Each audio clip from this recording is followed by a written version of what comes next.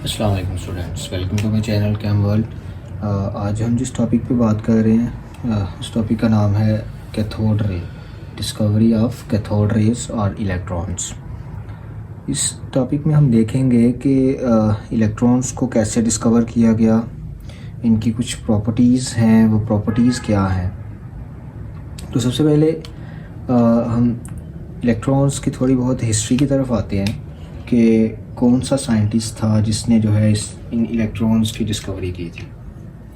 तो हिस्ट्री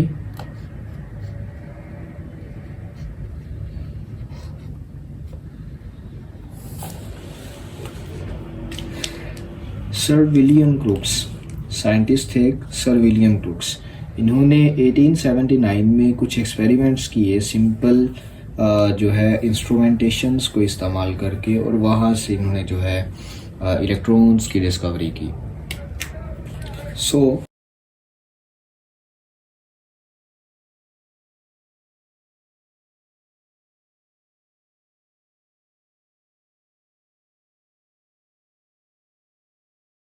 उसमें से सबसे पहले उन्होंने जो है एक डिस्चार्ज ट्यूब का इस्तेमाल किया। This is discharge tube.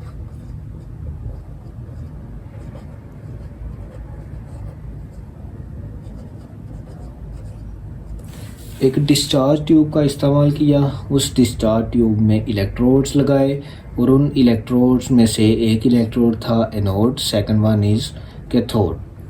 Vacuum pump की मदद से जो डिस्चार्ज ट्यूब थी वहाँ से सारी की सारी एयर्स को जो है वो रिमूव किया गया, एयर को, और प्रेशर जो है वो बहुत ज़्यादा लो करके फिर जो है इनमें से करंट गुजारा गया by using a high voltage battery. जब एक हाई वोल्टेज बैटरी अप्लाई की गई तो देखा गया कि जो कैथोड था इससे कुछ टाइप की रेज निकलती थी जो कि जब मैटर में से गुजरती थी, मैटर में से गुजरने के बाद ये क्या करती थी, ग्लो प्रोड्यूस कर देती थी, लाइट प्रोड्यूस कर देती थी जब ये स्ट्राइक करती थी with the walls of container या with the walls of discharge tube. So अगर हम देखें तो इसमें इंस्ट्रूमेंटेशन में जो फर्स्ट वन हमारा इंस्ट्रूमेंट है वो क्या है, एक डिस्चार्ज ट्यूब।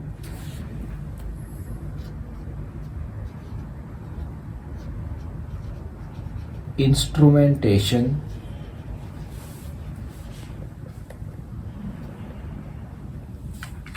कौन कौन से पार्ट्स इस्तेमाल किए गए, उनमें से फर्स्ट वन है डिस्चार्ज ट्यूब।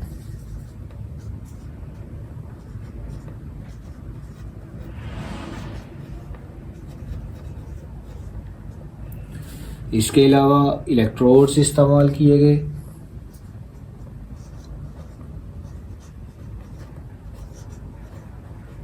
अब उन इलेक्ट्रोड्स में से कुछ, एक इलेक्ट्रोड एनोड था और एक कैथोड था।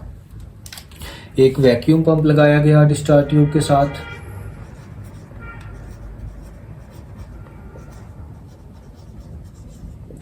वैक्यूम पंप, इसके अलावा बैटरी कनेक्ट की गई, हाई वोल्टेज बैटरी।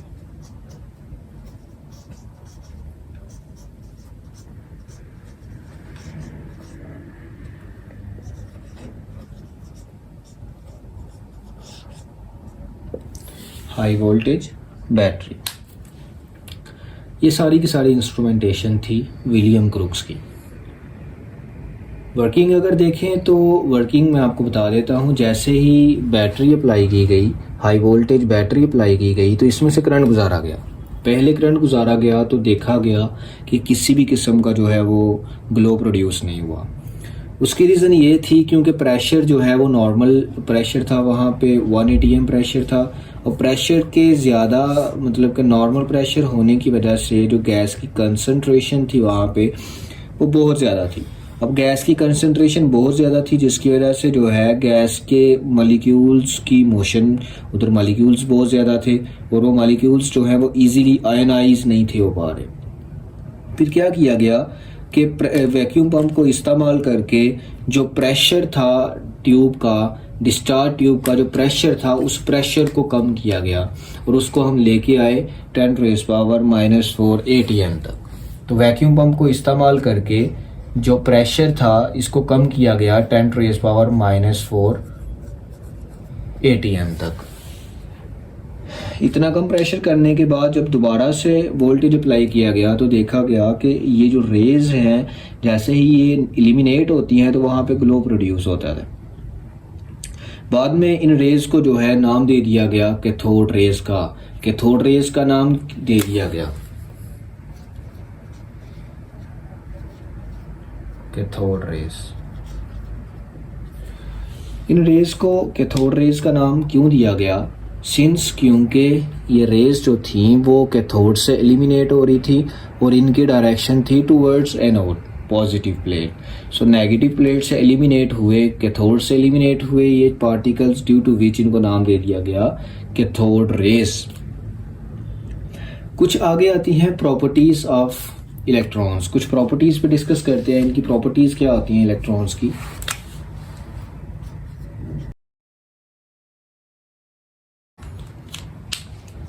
प्रॉपर्टीज में देखें तो अब क्योंकि ये इलेक्ट्रॉन्स जो थे, जो कैथोड रेज थी, ये ओरिजिनेट हो रही थी कैथोड से, ड्यू टू विच हमें यहाँ इसका पता चल चुका था कि ये डेफिनेटली जो है नेगेटिवली चार्ज पार्टिकल्स होंगे।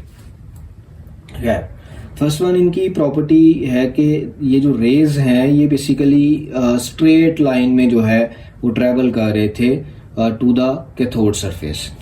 यहाँ से एलिमिनेट हो रही थी, दिस इज कैथोड। कैथोड से ये एलिमिनेट होने के बाद, कैथोड से जैसे ही ये एलिमिनेट हुए तो इन्होंने ट्रेवल करना शुरू कर दिया towards anode in the straight line. So these rays travel in straight line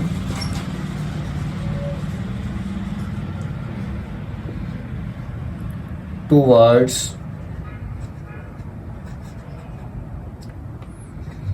anode.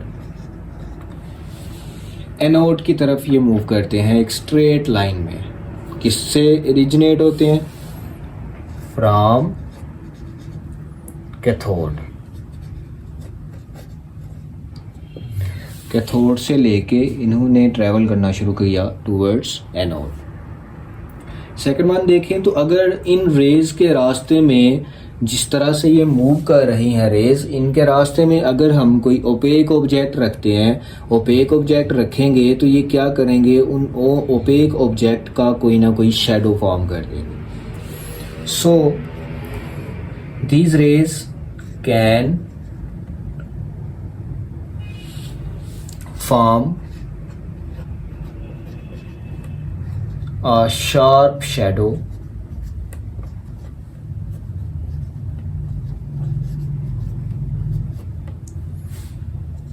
of an opaque object। कोई भी ओपेक ऑब्जेक्ट होगा उसको इनके पाथ में रखेंगे तो ये उनका एक शार्प शैडो बना देंगे। देन क्योंकि ये जो रेज थी ये डिफ्लेक्ट हो रही थी टूवर्ड्स पॉजिटिव प्लेट, जिसका मतलब था कि इनके ऊपर कौन सा चार्ज है? नेगेटिव चार्ज है। सो डिफ्लेक्शन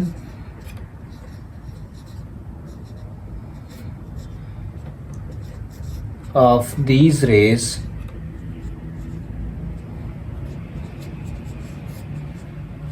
shows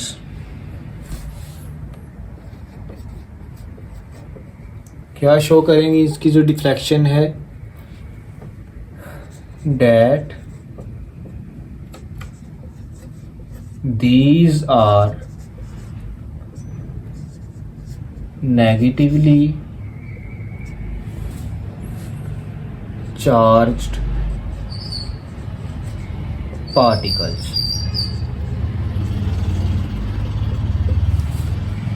तो इनकी डिफ्लेक्शन जो थी वो शो करवा रही थी कि ये नेगेटिवली चार्ज पार्टिकल्स हैं, क्योंकि ये डिफ्लेक्ट हो रहे थे towards positive plate.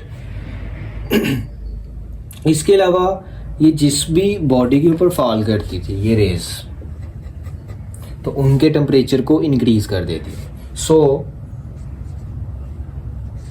These raise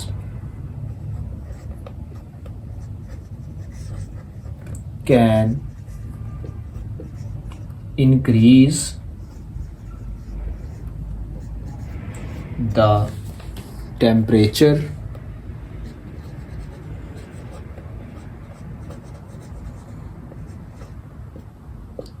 of a body।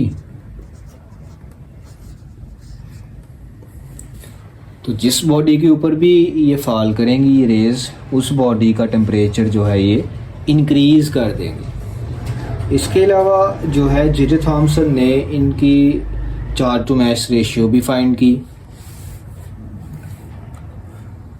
J Thomson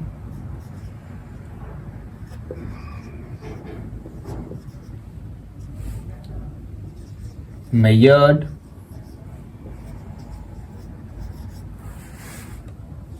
E/m value of electrons. इनकी E/m वैल्यू पे भी बात की गई बाय जे थॉमसन। इसके अलावा जो लाइट थी वो प्रोड्यूस हो जाती है जब ये रेज जो है वो स्ट्राइक करती है with the walls of the discharge tube. So light is produced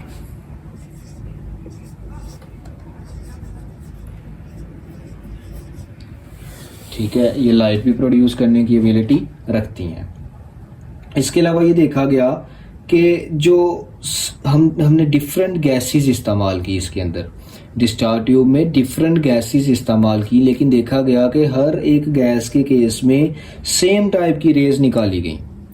ठीक है, डिफरेंट गैसेस को इस्तेमाल किया गया डिस्चार्ज ट्यूब में ये देखने के लिए क्या ये इन गैसेस की जो नेचर है वो गैस पे, इन रेस की जो नेचर है वो गैस पे डिपेंड करती भी है या नहीं करती। तो सो ये नोट किया गया कि जितनी मर्जी आप गैसेस को चेंज करें, जो कैथोड रेस की नेचर थी वो सेम रही। सो हम कह सकते हैं कि the nature of electron does not depend upon nature of gas। तो ये गैस की नेचर पे जो है डिपेंड नहीं करते, जो उनसी मर्जी आप गैस इस्तेमाल कर लें तो सेम टाइप की जो है वो रेज हर दफ़ा एलिमिनेट होगी। ठीक है, यही हमारा आज का टॉपिक था। अब देखें इसकी जो हम प्रॉपर्टीज़ थी ना, प्रॉपर्टीज़ को मैं एक दफ़ा दोबारा से हाईलाइट करता हूँ कि क्या थी प्रॉपर्टीज़ के। नंबर 1 कि ये जो रेज हैं ये ट्रैवल करती हैं इन द स्ट्रेट लाइन, ये एक स्ट्रेट लाइन में ट्रैवल करती हैं away from the cathode and towards anode, क्योंकि कैथोड से निकलती हैं और कैथोड से अवे जाने की कोशिश करती हैं और टूवर्ड्स एनोड जाती हैं। इसके अलावा अगर इन रेज के रास्ते में कोई भी हम ऑब्जेक्ट प्लेस कर देते हैं तो उस ऑब्जेक्ट की ये क्या करते हैं कि शार्प शेडो फॉर्म कर देते हैं। मतलब कि कोई भी ऑब्जेक्ट अगर इनकी पे स्पेस इनके रास्ते में हम रखेंगे तो वहाँ पे उस ऑब्जेक्ट का साया बन जाएगा, शेडो बन जाएगी। इसके अलावा देखा गया कि जो रेस थी वो कैथोड से निकलती थी और एनोड की तरफ जाती थी, लेकिन इनकी डिफ्लेक्शन जो थी ना, जैसे ही ये ओरिजिनेट होती थी कैथोड से तो इनकी डिफ्लेक्शन किसकी तरफ थी, एनोड की तरफ। तो इनकी डिफ्लेक्शन पॉजिटिव प्लेट की तरफ इस बात का सबूत थी कि इनके ऊपर जो है वो नेगेटिव चार्ज मौजूद है, जिनको बाद में जो है वो कैथोड रेस का नाम दे दिया गया और कहा गया कि ये इलेक्ट्रॉन्स हैं। These rays can increase the temperature of a body। तो ये रेस जिस भी बॉडी के ऊपर फॉल करेंगी उस बॉडी को हीट अप कर देंगी, उस बॉडी को गर्म कर देंगी। फॉर एग्जांपल अक्सर हमने देखा है कि हमारे घरों के जो बल्ब्स होते हैं अगर वो जल रही हों तो उनको अगर हम टच करें, या कोई भी लाइट जल रही हो तो उसको हम टच करें तो वो हीट गर्म हुई होती है। तो अब यही कॉन्सेप्ट आप वहाँ पे अप्लाई कर सकते हैं कुछ हद तक। J Thomson measured E/m value, J Thomson ने mass to charge ratio, charge to mass ratio भी फाइंड की इनकी। इसके अलावा जो है ये रेज जब स्ट्राइक करती थी with the walls of discharge tube तो वहाँ पे लाइट इमिट हुआ करती थी। इसके अलावा ये जो रेज थी independent of the nature of gas is used, जोन सी मर्जी गैस आप डिस्चार्ज ट्यूब में इस्तेमाल करें, जो ग्लो है, जो नेचर है हमारी लाइट्स की, जो इलेक्ट्रॉन्स की जो नेचर है वो सेम रहेगी, वो कभी भी चेंज नहीं होगी। सो ये आज का हमारा लेक्चर था। ठीक है, इसमें किसी किस्म का कोई भी क्वेश्चन हो तो आप कमेंट में पूछ सकते हैं। इजाज़त दीजिए, अल्लाह हाफिज़।